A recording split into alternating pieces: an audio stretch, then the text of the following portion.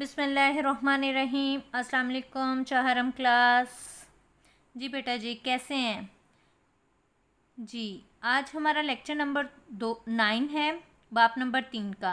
बेटा जी सबक नंबर 9 हमने करना है, पहले हम कर चुके हैं। आज इसके हमारी दोहराई है, आपने दोहराई करनी है। इस दोहराई में आपने बुलंद ख़वानी दोबारा करनी है, अपनी दुआएं यानी कि जो आप सल्लल्लाहु अलैहि वसल्लम की प्यारी बातें थी वो आपने पढ़नी है। किताबी काम याद करना है, इमला याद करनी है और सवालात के जवाबात याद करने हैं। ठीक है बेटा जी। तो आपकी बुलंद ख़वानी में आपको पता है कि चंद हमारी अहादीस हैं, मैंने आपको बता दी थी कि बुखारी और तिरमिज़ी की अहादीस हैं। यह अहादीस आपने याद भी की हुई हैं। ठीक है, इनको आपने दोहराई करना है, बुलंद ख़वानी करना है, यानी बुलंद ख़वानी रीडिंग करनी है एक दफ़ा। फिर आपने अपने किताबी काम की तरफ आना है। किताबी काम में आपने अल्फाज में से दुरुस्त लफ्ज़ का इंतखाब करना है।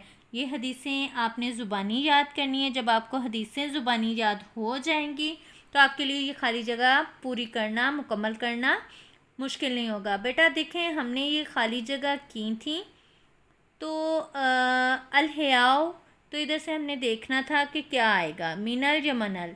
तो हमने क्या पढ़ा था, मिनल ईमानी अद्दुआ मुखुल इबादती। ठीक है, फिर खैरुकुम मन तअल्लमल कुरान व अल्लमहु। इसके बाद इन्नमल आमालु बिन्निजात। ठीक है, अलिफ लाम आएगा।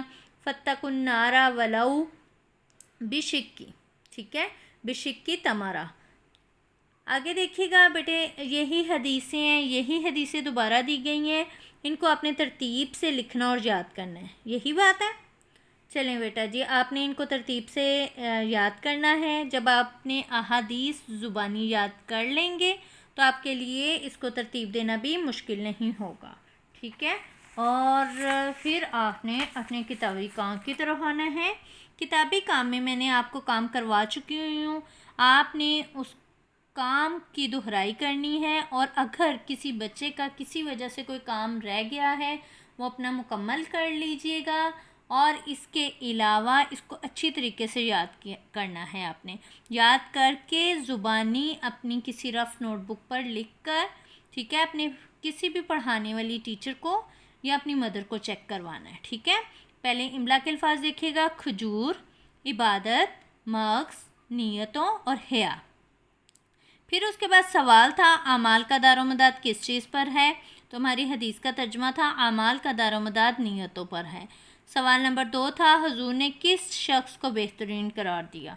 तो इसका जवाब हमने पढ़ा था, हुजूर ने इस शख्स को बेहतरीन करार दिया जो कुरान सीखता और सिखाता है। ठीक है, फिर उसके बाद अब इबादत का मकसद क्या है हमने पढ़ा था, इबादत का मकसद दुआ है। फिर उसके बाद हमारा अगला सवाल था ईमान का हिस्सा क्या है, ईमान का हिस्सा हया है। फिर हमने पढ़ा जहन्नुम की आग से बचने के लिए हज़रत मोहम्मद सल्लल्लाहु अलैहि वसल्लम ने क्या इरशाद फरमाया।